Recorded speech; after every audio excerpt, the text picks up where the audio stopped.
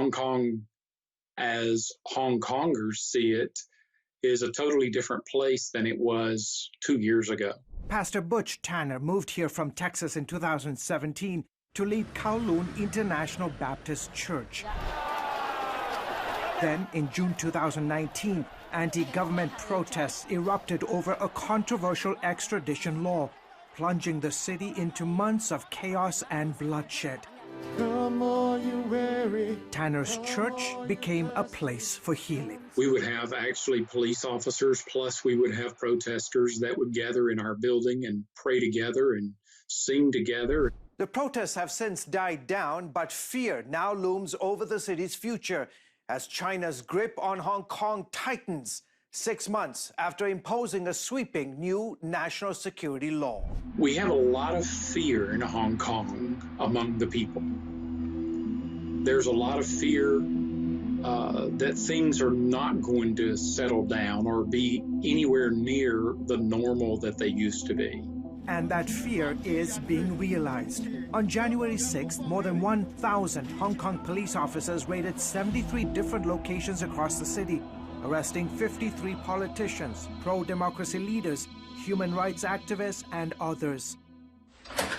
Lam Chung Ting was one of the lawmakers arrested. He captured the moment police barged into his home. You are suspected of violating the national security law, subverting state power. Chris Patten, Hong Kong's last governor, says what's happening in the city is nothing short of China's brutal destruction of a free society. This is a further turning of the screw in Hong Kong, a further attempt to destroy the freedoms of a city which has thrived under the rule of law. Also arrested, John Clancy, an American priest turned lawyer, who now faces prison for challenging China's authoritarian rule over the city. Authorities have also rounded up Christians, including Joshua Wong, a prominent activist seen in this picture entering prison in early December. Later that month, 2 Catholic nuns were also arrested. If they think they can actually lock up the idea of freedom and democracy forever, they're kidding themselves.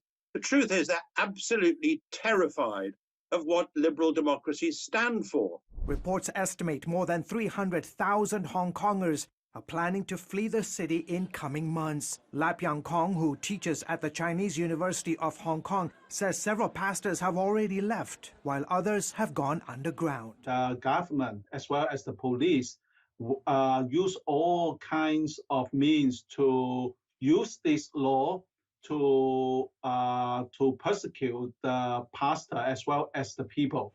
Beijing defended the mass arrests despite calls for their release by former Secretary of State Mike Pompeo. No one has any privileges outside the law. The law must be followed, and anyone who violates the law must be held to account. Anthony Blinken, President Biden's nominee for Secretary of State, calls the arrest an assault on those bravely advocating for universal rights, adding that a Biden administration would stand with the people of Hong Kong and against Beijing's crackdown on democracy. Once a freewheeling city, Hong Kong is now witnessing dramatic transformation on all levels. China's President Xi Jinping has moved in recent months to reshape schools, the media, legislature, and the courts, with more changes on the way. Leadership in the schools are changing. Schools that have never had any communist connection before are having communist leaders. Christians fear Hong Kong is becoming like any other city in mainland China, and that religious regulations there, combined with the new security law, will soon apply to them, making it almost impossible to practice their faith. A self-censorship is emerging among the people in Hong Kong, and many of us are very conscious of what we can say. Chinese Christians currently experience some of the harshest government persecution ever witnessed. Christians here are also preparing for the future. They suffer quite a lot. So maybe this is also the time that we learn something from our brother and sister in China. Still, division exists between Christians who support Beijing's rule and those who don't. Ricky Wong, a former Hong Kong police officer, pastors Trinity Theological Baptist Church. He supports Beijing and says the new law will not curtail religious freedom in the city. So for me, I'm quite positively look at this law. And also, I think we have to pray and look upon Jesus. Others, like Dr. Hugo Chan, a leader with the Full Gospel Businessmen's Fellowship, say despite potential restrictions, the gospel of Jesus Christ will go forward. Yes, we have a lot of confusion and a lot of polarization going on.